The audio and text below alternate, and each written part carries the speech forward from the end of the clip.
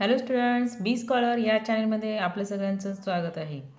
तर स्टुडंट्स, आजच्या व्हिडिओमध्ये आपण इयत्ता 5वीची स्कॉलरशिप परीक्षा त्यामधील पेपर क्रमांक 2 म्हणजेच इंग्रजी तृतीय भाषा व बुद्धिमत्ता चाचणीची सराव प्रश्नपत्रिका आज आपण सोडवत आहोत. तर ही प्रश्नपत्रिका आहे 75 प्रश्नांची आणि गुण आहेत 150. म्हणजे एक प्रश्न 2 मार्कासाठी तुम्हाला असणार आहे. त्यामध्ये आपण प्रथम सोडवणार आहोत विभाग 1 इंग्रजी. सोडवायला सुरुवात करण्या अगोदर तुम्ही या चॅनलवर अजून नवीन असाल तर तुम्ही या चॅनलला सबस्क्राईब करू शकता आणि तुम्हाला हा व्हिडिओ कसा वाटला हे शेवटी मला लाईक व कमेंट करायला विसरू नका. तसेच तुम्हाला हा व्हिडिओ आवडत असेल, त्याचं स्पष्टीकरण आवडत असेल तर तुम्ही तुमचे जे काही मित्र स्कॉलरशिप परीक्षा देणारे असतील त्यांच्यापर्यंत हा व्हिडिओची लिंक तुम्ही शेअर करू शकता. तसेच या अगोदर सोडवलेल्या सराव प्रश्नपत्रिका तसेच परीक्षेला पडलेल्या ज्या प्रश्नपत्रिका असतील त्यांचेसुद्धा आपण सोडवलेले व्हिडिओ या आपल्या चॅनलवरती अपलोड केले आहेत. त्यांच्या लिंक्स तुम्हाला या व्हिडिओच्या डिस्क्रिप्शन बॉक्समध्ये भेटतील. चला तर मग प्रत्यक्ष आपण आता सोडवायला सुरुवात करूया. इंग्रजी विभागामधील बघा 25 प्रश्न आहेत 50 मार्कासाठी. Choose the incorrect pair from the given options. दिलेल्या पर्यायामधून अयोग्य जोडी निवडायची आहे. आता यामधली अयोग्य जोडी आहे ती म्हणजे ऑप्शन 3. नॅशनल फ्लॅग ट्रायकलर हे बरोबर आहे. नॅशनल बर्ड पिकॉक हे पण बरोबर आहे. नॅशनल ॲनिमल हे काऊ नाही आणि नॅशनल फ्लॉवर लोटस हेही बरोबर आहे. म्हणजे ऑप्शन 3 हे काय आहे, रॉंग पेअर आहे. त्यानंतर बघा choose the correct word for the empty box. Empty box दिलेला आहे आपल्याला त्या ठिकाणी, त्याच्यासाठी एक वर्ड चूज करायचा आहे. या ठिकाणी स्वॅन, स्पॅरो, कॉक आहे. आता आहे पिजन. आता हे सगळे जे आहेत ते बर्ड्स आहेत. मग बर्ड्समधला या ठिकाणचा ऑप्शन आपल्याला शोधायचा आहे. या ठिकाणी बर्ड कोणता आहे, क्रो. क्रो म्हणजे कावळा. ऑप्शन 2 हे आपलं ॲन्सर असेल.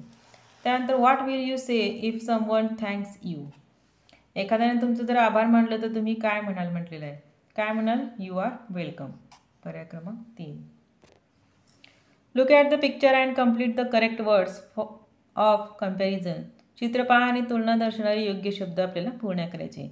As as. आता या ठिकाणी बघा हे चित्र दिलेलं आहे. या ठिकाणी एकतर हे अगली पण आहे आणि विच पण आहे. म्हणजे कोणतं येईल, ऑप्शन 4.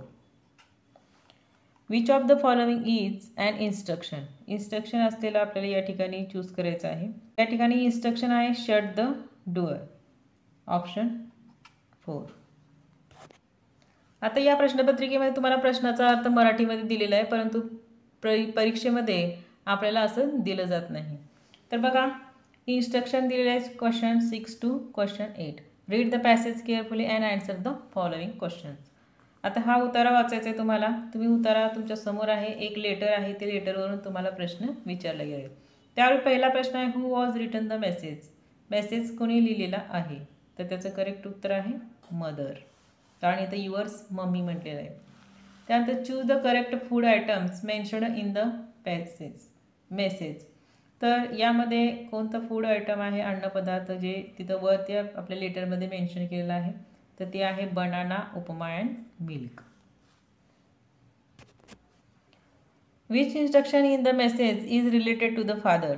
आता फादरशी रिलेटेड या ठिकाणी कोणती सूचना आली, तर Rohit should stay home till he comes. त्याचे वडील काय करणार आहेत, येणार आहेत. त्यानंतर where will you put article and in the following sentence. पुढील वाक्यामध्ये तुम्ही आर्टिकल कुठे वापराल असं विचारलेलं आहे. He is honest man. या ठिकाणी कुठं येईल, ऑनेस्टच्या अगोदर येईल. ही इज ॲन या ठिकाणी येईल. म्हणजे काय येईल, बिफोर ऑनेस्ट. ऑप्शन 3. त्यानंतर 10th question choose the correct sentence. बरोबर असलेलं वाक्य निवडायचं आहे आपल्याला. या ठिकाणी बरोबर असलेलं वाक्य आहे ते म्हणजे option 3. The boys did not eat anything. Observe the picture and decide which pair of adjectives is correct. चित्राचं निरीक्षण करायचं आणि विशेषणाची कोणती जोडी अचूक आहे म्हणजे योग्य आहे ते आपल्याला ठरवायचं आहे. आता या ठिकाणी बघा योग्य जोडी आहे ते म्हणजे फुल अँड एम्प्टी. या ठिकाणी फुल आहे, इथं एम्प्टी आहे. ऑप्शन 3. त्यानंतर which word in the web is not related to flower. फ्लावरशी रिलेटेड नसलेला कोणता आहे, brinjal. Option 2. Select the correct group of letters to replace the question marks. प्रश्नचिन्हाची जागा घेण्याकरता तुम्हाला अक्षरांचा योग्य गट निवडायचा आहे. या ठिकाणी 8 दिलेला आहे, तर कोणकोणते शब्द आपण हॅट होऊ शकतो, कॅट आणि मॅट, म्हणजे SCM. या ठिकाणी HCM 3 अर्थपूर्ण शब्द आपल्याला तयार करायचे होते. त्यानंतर बघा, what is the girl doing in this picture. What is the girl doing in this picture. आता यातली मुलगी काय करत आहे बघा, काउंटिंग करत आहे. ऑप्शन 3. त्यानंतर choose the correct pair of rhyming words. Tall ball, tell doll, man pen, good book. या ठिकाणी रायमिंग पेअर्स कोणती आहे? Option first. How many words in the sentence will begin with capital letters. पुढील वाक्यामध्ये किती शब्द capital अक्षराने सुरू होतील. आता सेंटेन्सचं पहिलं अक्षर हे कॅपिटल असतं म्हणजे H. त्यानंतर will go to Nashik. Nashik हे सिटी नेम आहे म्हणून या ठिकाणी N कॅपिटल असेल. फ्रॉम मुंबई, मुंबईचा पण M कॅपिटल असेल. 1 2 3 3 अक्षरं या ठिकाणी कॅपिटल असायला पाहिजे होते.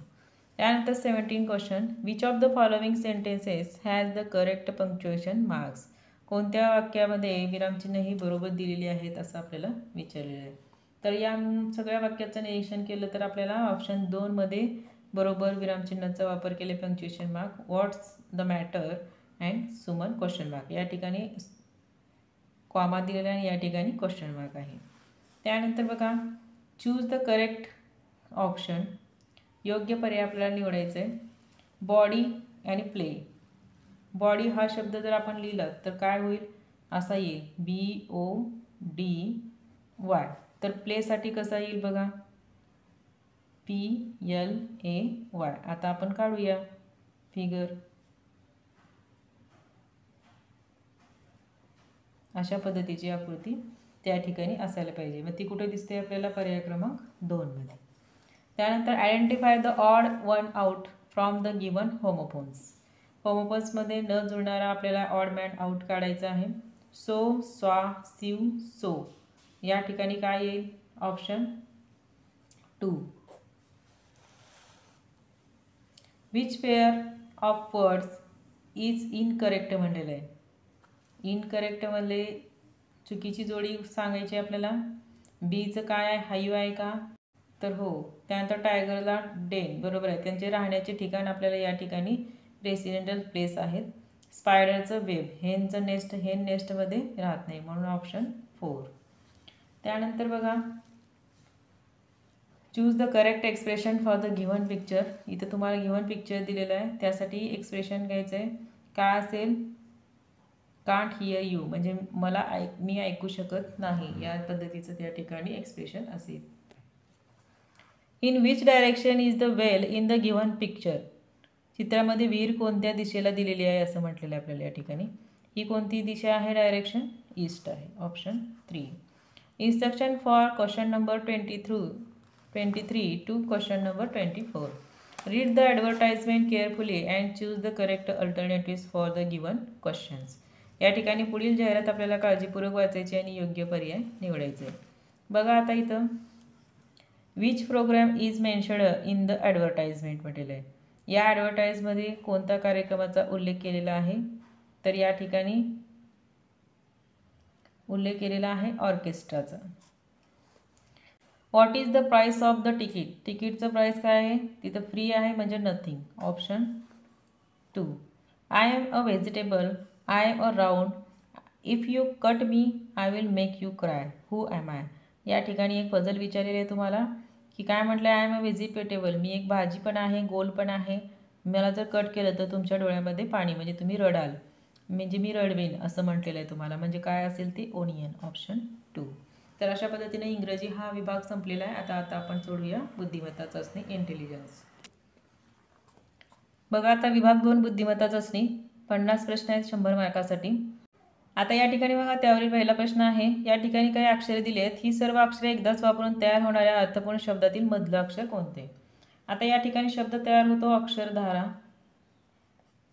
मधलं अक्षर कोणतं येईल, र. त्यानंतर बघा, वरील अंकमाले सम संख्येनंतर लगेच विषम संख्या किती वेळा आल्या आहेत. सम संख्या, त्याच्यानंतर विषम इथं आहे, त्यानंतर सम विषम, सम विषम, सम विषम किती वेळा आलेला आहे, 4 वेळा, म्हणजे पर्याय क्रमांक 4. त्यानंतर बघा पुढे,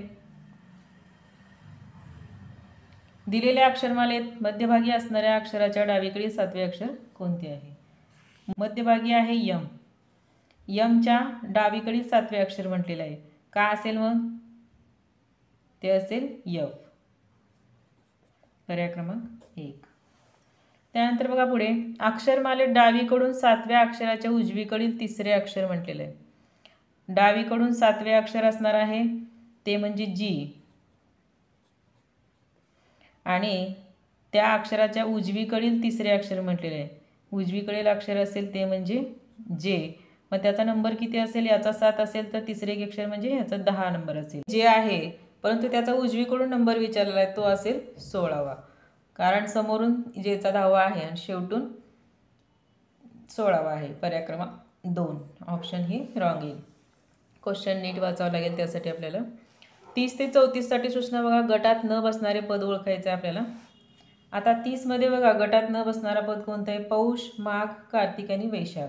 यामध्ये 30 आणि 31 दिवस असणारे आपण महिने बघायचे. त्यानुसार आपल्याला या ठिकाणी गटात न बसणारा असेल.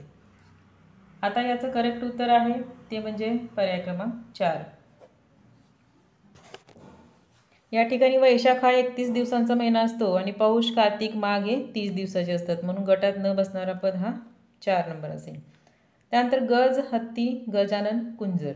आता यामध्ये गज, हत्ती आणि कुंजर हे हत्तीचे समानार्थी शब्द आहेत. गजानन म्हणजे गणपती, म्हणून याचं उत्तर असेल गटात न बसणारं पर्याय क्रमांक 3. त्यानंतर बघा पुढे, आता या ठिकाणी गटात न बसणारा आहे ते म्हणजे पर्याय क्रमांक 2. आता या ठिकाणी लॉजिक बघा काय आहे. 4ची चौपट शतक आणि दशक स्थानचा अंक मिळून आहे. 5ची चौपट 20, 8ची चौपट 32, तसं इथं 9ची 5 पट दिलेली आहे, म्हणून या ठिकाणी हा गटात न बसणारा पद आहे. त्यानंतर यामधील गटात न बसणारी संख्या आहे ती म्हणजे पर्याय क्रमांक 3. यामधील काय आहे इथं लॉजिक, तर संख्येमधील अंकांची बेरीज काय आहे? 10 आहे, म्हणजे 4 + 1 + 5 बरोबर 10. यांची सुद्धा बेरीज किती येते? 10. यांची सुद्धा बेरीज 10 येते. इथं मात्र किती येते? 11 येते, म्हणून हे ऑड मॅन आउट आहे. त्यानंतर बघा या आकृत्यामध्ये गटात न बसणारी आकृती आहे ती म्हणजे पर्याय क्रमांक 3 नंबरची. कसं ते बघा आता या ठिकाणी, कारण इथं सगळ्यांची जी मधला भाग आहे हा पोटाचा तो लंबवर्तुळाकार इथं चौकोन दिलेला आहे म्हणून. आता 35 प्रश्नाचं ते 38 साठी 35 ते 38 साठी सूचना बघा. मालिकेत प्रश्नचिन्हाच्या जागी क्रमाने येणारं पद आपल्याला ओळखायचे. 1, 2, 5, 11, 21.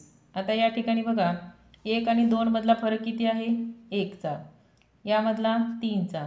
या दोघांमध्ये कितीचा फरक आहे? 6चा. आणि या दोघांमध्ये आहे 10चा.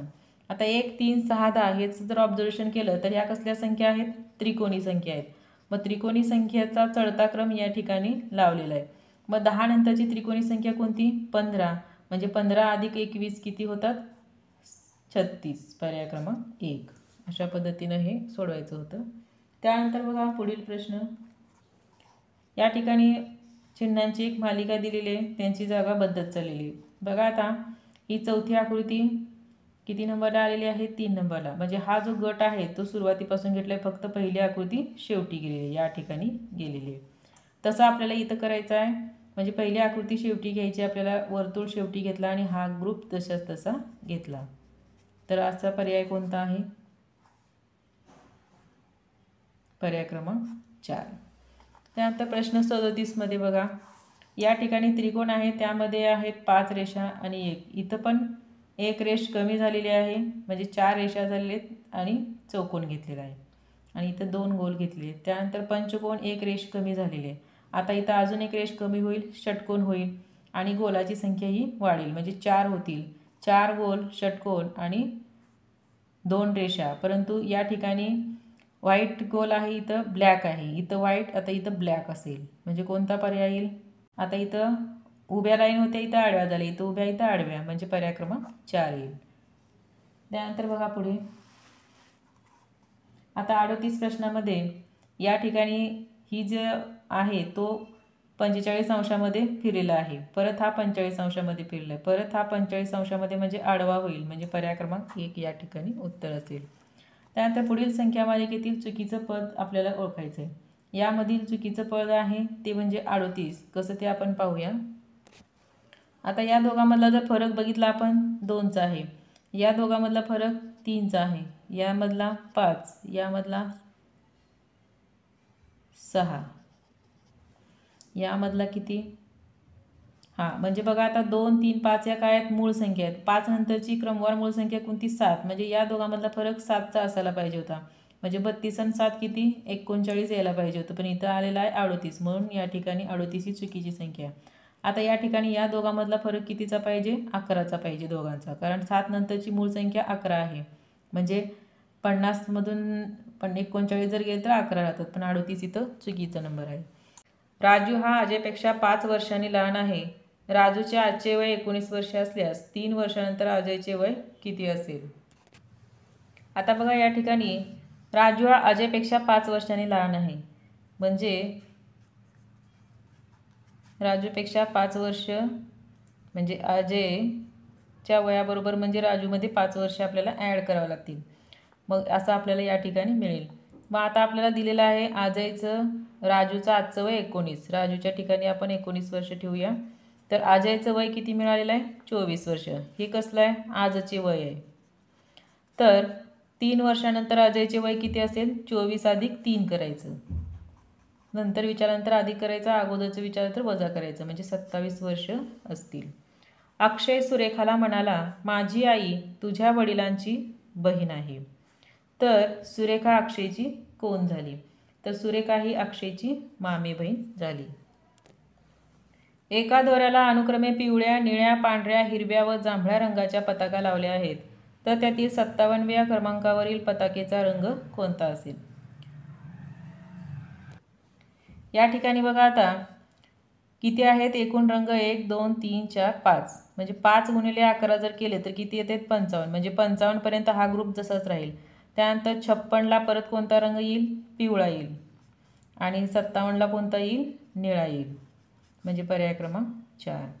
घड्याळातील तास काटा व मिनिट काटा यात किती वाजता विशाल कोन होईल म्हटलेलं आहे। यामध्ये विशाल कोन हा 4 वाजता होईल।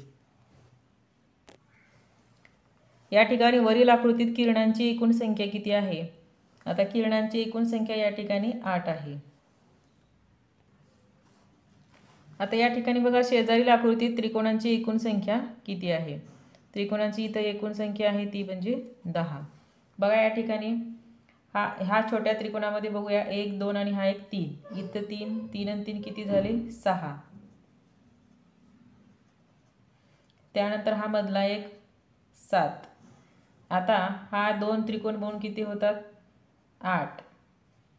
त्यानंतर हा एक 9 आणि हा मोठा एक 10, म्हणजे पर्याय क्रमांक 2। त्यानंतर 46 आणि 47 साठी सूचना बघा। खालील प्रत्येक प्रश्न आकृतीच्या आरशातील प्रतिमा कशी दिसेल ते पर्यायी उत्तर आकृतीमधून आपल्याला निश्चित करायचे आहे। या ठिकाणी याची आरशातील प्रतिमा आहे ती म्हणजे पर्याय क्रमांक 4। त्यानंतर 47 प्रश्न आकृतीमध्ये बघा याची आरशातील प्रतिमा आहे ती म्हणजे पर्याय क्रमांक 3। आता 48 आणि 49 साठी सूचना दिली आहे की पाण्यावर उभी धरल्यास तिचं पाण्यातील प्रतिबिंब कसं दिसेल ते आपल्याला सांगायचं आहे। आता ही आकृती जर आपण पाण्यावर उभी धरली तर तिचं प्रतिबिंब आपल्याला आकृती क्रमांक 2 मधील प्रमाणे दिसेल। त्यानंतर बघा पुढे आता ही आकृती जर आपण पाण्यावरती धरली तर ही जी अक्षरे आहेत ते आपल्याला पर्याय क्रमांक 4 मधील प्रमाणे दिसतील। 50 ते 54 साठी सूचना बघा। पुढील प्रत्येक प्रश्नात पहिल्या व दुसऱ्या पदाचा जसा संबंध आहे अगदी तसा संबंध तिसऱ्या व चौथ्या पदामध्ये आहे, तो आपल्याला शोधायचा आहे। आता अस्वलचा संबंध आहे दरवेशीशी, म्हणजे अस्वलाचा खेळ करणारा तो कोण असतो? दरवेशी। सापाचा कोण? गारुडी, पर्याय क्रमांक 3। मार्चचा संबंध मेशी आहे, म्हणजे मार्च आणि मे मध्ये 31 दिवस असतात, तसंच जुलैमध्ये 31 असतात, मग यामधील जुलै 31 दिवस असणारा महिना आहे तो म्हणजे ऑगस्ट। त्यानंतर 56चा 60शी काय संबंध आहे बघा। आता 56 मधील 5 आणि 6 आहेत, 5 गुणिले 6 जर केलं तर किती होतात? 30, 30ची पुन्हा दुप्पट केली तर 60, तसं 7 गुणिले 5 किती? 35, 35ची दुप्पट 70। त्यानंतर बघा यामध्ये काय संबंध आहे? आता यामध्ये बघा 5च्या 5मधून 1 कमी केलं 4, 6मध्ये 1 वाढवलं 7 आणि 3मध्ये सुद्धा 1 वाढवलेला आहे 4. तसंच इथं करायचं आहे आपल्याला. पहिल्या संख्येतून 1 वजा करायचं आहे म्हणजे 3, दुसऱ्या संख्येमध्ये 1 वाढवायचं आहे म्हणजे 9 आणि तिसऱ्या संख्येमध्ये सुद्धा 1 वाढवायचं आहे 3. 9 3 9 3 पर्याय क्रमांक 4. त्यानंतर बघा 54मध्ये या दोघांचा काय संबंध आहे. या दोघांमध्ये काय केलेलं आहे, हा त्रिकोणचा हेतू उलटा केलेला आहे आणि रेषा या भागात आहेत तर या भागात दिलेली. तसंच आपल्याला करायचं आहे, ही मधली आकृती तशीच ठेवायची, फक्त भाग रंगवलेला वेगळा करायचा म्हणजे पर्याय क्रमांक 1. प्रश्न 55 व 56 साठी सूचना. पुढील प्रश्न आकृतीशी तंतोतंत जुळणारी आकृती पर्यायामधून निवडायची. आता यामध्ये तंतोतंत जुळणारी आकृती आहे ती म्हणजे पर्याय क्रमांक 2. त्यानंतर 56 बघा. 56ची तंतोतंत जुळणारी आकृती आहे ती म्हणजे पर्याय क्रमांक 4. एका रांगेत राजूचा पुढून 10वा व मागून 15वा क्रमांक असल्यास त्या रांगेत एकूण किती मुले आहेत म्हटलेलं आहे. आता यामध्ये बघा राजूचा पुढून 10वा म्हणजे इथं 9 मुलं आहेत आणि मागून 15वा म्हणजे इकडं 14 मुलं आहेत. 14 9 किती होतात 23. 23 आणि 24 पर्याय क्रमांक 3. त्या रांगेमध्ये 24 मुलं आहेत. त्यानंतर बघा 58. आता या ठिकाणी या ठिकाणापासून ब या ठिकाणी जाताना किती वेळा डावीकडे वळावं लागतं म्हणलेलं आहे. पासून ब कडे. आता या ठिकाणी उजवीकडे वळलेला आहे, इथंही उजवीकडेच, इथं मात्र डावीकडे वळलेला आहे म्हणजे या ठिकाणी 1. त्यानंतर इथं डावीकडे 2, त्यानंतर इथं डावीकडे 3, त्यानंतर परत इथं उजवीकडे वळलेला आहे, इथं उजवीकडे वळलेला आहे, इथं पण उजवीकडे म्हणजे किती वेळा 3 वेळा पर्याय क्रमांक 2. त्यानंतर 59मध्ये बघा. आग्नेय दिशेकडे तोंड करून उभा असणारा शकील, आग्नेय दिशा या ठिकाणी या बाजूला त्याचं तोंड आहे, तर तो 3 वेळा डावीकडे वळतो काटकोनामध्ये. म्हणजे काटकोनात वळल्यानंतर तो या दिशेला एकदा येईल डावीकडे, पुन्हा या दिशेला एकदा डावीकडे येईल आणि या दिशेला एकदा डावीकडे येईल. त्याच्या पाठीमागील दिशा कोणती आहे. आग्नेय, नैऋत्य, वायव्य, ईशान्य. पाठीमागील दिशा कोणती असेल, ईशान्य असेल पर्याय क्रमांक 1. त्यानंतर बघा 12 जानेवारी 2016 रोजी मंगळवार असल्यास त्याच वर्षातील 20 सप्टेंबर रोजी कोणता वार असेल. आता 2016 म्हणजे हा लीप वर्ष आहे आणि 12 जानेवारीला मंगळवार आहे, तर 20 सप्टेंबरला कोणता वार. आता यामध्ये बघा जानेवारी महिन्यातले किती दिवस राहतात 19 शिल्लक, म्हणजे 12 दिवस गेले उरलेले 19. त्यानंतर फेब्रुवारीचे 29 लीप वर्ष आहे म्हणून. त्यानंतर मार्च 31, एप्रिल 30, मे 31, जून 30, जुलै 31 आणि ऑगस्ट 31 आणि सप्टेंबरमधले हे 20 दिवस. या सगळ्यांची बेरीज करा. बेरीज किती येते 252 दिवस. म्हणजे 252 दिवस आपल्याला वार पुढे घ्यायचा. मग हे शॉर्टमध्ये काढण्यासाठी आपण काय करू, आठवड्यात दिवस किती असतात 7, म्हणून 7ने याला भागूया. 7ने जर पूर्ण भाग गेला, 0 बाकी राहिली तर तोच वार असतो. जेवढी बाकी राहिली असेल तेवढे वार पुढे घ्यायचं. आता 7ने जर आपण भागितलं 7 त्रिक 21, राहिले 4, 7 6 42, किती झाले 36 दिवस. म्हणजे 0 बाकी उरली. 0 बाकी उरल्यानंतर जो वार 12 जानेवारीला मंगळवार होता तोच वार या ठिकाणी 20 सप्टेंबरला सुद्धा असेल. त्यानंतर गांधी जयंती दिवशी रविवार सुरू झालेले स्वच्छता अभियान 34 दिवस सुरू होते, तर स्वच्छता अभियानाचा समारोप कोणत्या वारी झाला. आता गांधी जयंती 2 ऑक्टोबरला असते.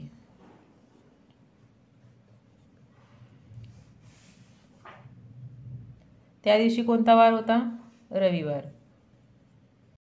आता या ठिकाणी रविवार होता त्या दिवशी 34 दिवस. 34ला आपण भागिले 7 करूया, किती 4चा भाग जातो, बाकी उरते 6.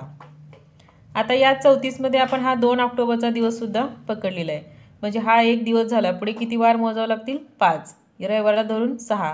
मग 5 म्हणल्यानंतर 1 सोमवार, मंगळवार, बुधवार, गुरुवार, शुक्रवार, 1 2 3 4 5 6. तर अशा पद्धतीने त्या दिवशी समारोपच्या दिवशी कोणता वार असेल, शुक्रवार. त्यानंतर 62 आणि 63 साठी सूचना बघा. प्रश्नचिन्हाच्या जागी येणाऱ्या संख्येचा पर्याय शोधून आपल्याला लिहायचं आहे. आता या ठिकाणी बघा आपण जर नीट ऑब्झर्वेशन केलं तर यांची जी बेरीज आहे ती 45 येते, म्हणजे उभ्या अंकाची बेरीज 45 येते. यांचीही 45 येते ती. मग यांची 45 येण्यासाठी आपल्याला 15 आणि 14 किती होतात? 29. मग 45 मधून जर 29 वजा केले तर किती येतात? 16. म्हणून आपलं उत्तर असेल 16. त्यानंतर खाली बघा काय लॉजिक वापरलेलं आहे. आता या ठिकाणी 6चा वर्ग आपण जर केला तर किती होतो? 36. ह्या पहिल्या संख्येचा वर्ग करायचा 36 आणि ही दुसरी संख्या त्यामधून वजा करायची तर 30. 8चा वर्ग 64. 64 वजा 4 60. तसं 7चा वर्ग करायचा आपल्याला किती होतो? 49. 49 वजा 3 किती होतं? 46. पर्याय क्रमांक 2. पुढील वेन आकृतीचं निरीक्षण करून त्यासाठी पर्यायातील योग्य शब्दगट आपल्याला निवडायचे. आता या ठिकाणी योग्य शब्दगट येईल तो म्हणजे पर्याय क्रमांक 3 पाणी, मासा आणि बेडूक. आता या ठिकाणी पाणी राहील. या पाण्यात कोण राहतो? पूर्णपणे मासा. पण बेडूक जो आहे तो उभयचर प्राणी असल्यामुळे तो जमिनीवरही राहतो आणि पाण्यातही राहतो. म्हणून आपला पर्याय असेल पर्याय क्रमांक 3. त्यानंतर बघा 65 ते 29 साठी सूचना. प्रश्नाच्या सुरुवातीला 3 पदे दिलेली आहेत, त्यामुळे त्यांचा एक गट तयार होतो. या गटात बसणारं पद आपल्याला दिलेल्या पर्यायातून निवडायचं आहे. आता या ठिकाणी सुता, तनुजा आणि तनया हे जे 3 शब्द आहेत ते मुलीसाठी समानार्थी शब्द आहेत. मग मुलीसाठी समानार्थी शब्द इथला आहे कन्या. पर्याय क्रमांक 3. त्यानंतर आतडे, हृदय, मेंदू. आता आतडे, हृदय, मेंदू हे काय आहेत? आपल्या शरीराच्या आतील अवयव आहेत. म्हणून या ठिकाणी शरीराचा आतील अवयव कोणता आहे पर्यायामध्ये? स्वादुपिंड. त्यानंतर बघा 61, 71 आणि 41 यामध्ये आपल्याला ह्या तिन्ही संख्या कशा दिसतात? मूळ दिसतात, मूळ संख्या आहेत. मग यामधील मूळ संख्या कोणती आहे? 11 पण आहे आणि 37 पण आहे. मग या ठिकाणी दुसरं लॉजिक आपण वापरूया. पण या ठिकाणी एकक स्थानी काय दिसतोय आपल्याला? 1. म्हणजे एकक स्थानी असणारी मूळ संख्या आपल्याला या ठिकाणी चूज करायची आहे. म्हणून पर्याय क्रमांक 1. त्यानंतर इथं बघा आता यांना जर आपण संक्षिप्त रूप दिलं तर काय येईल? 6 पंचे 30, 6 दोन्ही 12 म्हणजे 5/2 आले. इथं सुद्धा किती येईल? 10 पंचे 50 आणि 10 दोन्ही 20 5/2 म्हणजे यांचं संक्षिप्त रूप किती यायला पाहिजे? 5/2 5/2. आता पर्याय क्रमांक 3 मध्ये बघा 3 दोन्ही 6 3 5 15 5/2 अशा पद्धतीने. म्हणून आपलं पर्याय क्रमांक 3 हे उत्तर गटाशी जुळेल. त्यानंतर बघा 69 मध्ये प्रश्न आकृत्या दिलेले आहेत. प्रश्न 69 मध्ये बघा बाहेर 4 रेषा आहेत, त्यामध्ये सुद्धा आपल्याला असे 4 आतून छोट्या छोट्या रेषा दिसतात क्रॉस झालेल्या. इथंही तसंच 6 आहेत, आतून सुद्धा छोट्या रेषा 6 आहेत. इथं 8 आहेत, आतून सुद्धा 8च आहेत. 7 आहेत, इथंही 7 आहेत. मग तशा पद्धतीने आपल्याला इथं 5 बाजू आहेत, मध्ये सुद्धा 5. पर्याय क्रमांक 3. एका सांकेतिक भाषेत माकड हा शब्द मकाडा, सतार हा शब्द सातरा आणि कावळा हा शब्द कवाळ असा लिहितात, तर त्याच भाषेमध्ये बाजार हा शब्द कसा लिहावा? आता या ठिकाणी काय केलेलं आहे? मचा काना जो आहे तो इतर 2 शब्दांना दिलेला आहे. इथं तचा काढलेला आहे आणि इतर 2 अक्षरांना त्या ठिकाणी काना दिलेला आहे. इथंही तसंच केलं आहे. मग आपण बाजारमधला बचा आणि जचा काना काढायचा म्हणजे आणि रला द्यायचं, काय होईल? बजरा. म्हणजे पर्याय क्रमांक किती येईल? 4. त्यानंतर बघा एका सांकेतिक भाषेमध्ये वजन हा शब्द असा लिहिला जातो, सदन हा शब्द असा लिहिला जातो. म्हणजे न साठी काय आहे? 5 आहे. आणि सवत हा शब्द या पद्धतीनं लिहिला जातो. म्हणजे स साठी काय आहे? 6, व साठी 2 अशा पद्धतीने ते अक्षरासाठी अंक ठरलेले आहेत. तर वसनसाठी काय? आता व मध्ये साठी इथं काय दिलेलं आहे? सवत मध्ये काय आहे? 2 आहे. आणि इथं पण वजनमध्ये वजन आणि सवतमध्ये व आहे. या दोघांमध्ये कॉमन काय? 2. म्हणजे व साठी काय असेल? 2. त्यानंतर स बघा इथे स आणि सदन आणि सवतमध्ये कॉमन अक्षर काय आहे? 6. म्हणजे स साठी काय असेल? 6. आणि न वजनमध्ये आहे आणि सदनमध्ये आहे. म्हणजे न साठी या दोघांमध्ये कॉमन अक्षर असणारा एकच आहे, तो म्हणजे 5. म्हणजे न साठी 5. मग वसनसाठी काय असेल? 2 6 5. पर्याय क्रमांक 2 अशा पद्धतीनं सोडवायचं आहे. प्रत्येक क्रम हा क्रमानेच ते संकेतिक अंक असेल असं काही नसतं, ते आपण लॉजिक वापरून काढावं लागतं. त्यानंतर 72 ते 73 साठी सूचना बघा. एका सांकेतिक भाषेत जगत हा शब्द असा, डगर हा शब्द असा लिहितात, तर हजर हा शब्द असा लिहितात, तर त्याच भाषेमध्ये अजगर हा शब्द कसा लिहाल? आता जगत आणि डगर यामध्ये दोघांमध्ये ग सारखा आहे, मग ग साठी या दोघांमध्ये कोणतं चिन्ह सारखं आहे? गोल, म्हणजे ग साठी गोल. त्यानंतर बघा हजर आणि जगत या दोघांमध्ये कोणतं ज आहे, मग यांच्यामध्ये चिन्ह कोणतं सारखं आहे? तर स्टार आहे, म्हणजे ज साठी स्टार. आता आपल्याला पाहिजे र. इथं हजर आणि डगरमध्ये काय सारखं आहे? त्रिकोण, म्हणजे र साठी काय आहे? त्रिकोण. आता इथं जगत, डगर आणि हजरमध्ये आपल्याला कुठं दिसत नाही, म्हणजे साठी काय असेल? या तिन्हीमध्ये नसलेली आकृती असेल. मग तिन्हीमध्ये नसलेली आकृती एकच आहे, ती म्हणजे या पद्धतीची पर्यायामध्ये आपल्याला दिसते. म्हणून आपल्याला हे हे ज, हे ग आणि र, पर्याय क्रमांक 3. त्यानंतर बघा पुढे, आता या ठिकाणी बघा या चिन्ह गटापासून कोणता शब्द तयार होईल म्हणले. मग यासाठी काय आहे अक्षर? आता बघा या ठिकाणी इथं दिलेलं आहे आपल्याला.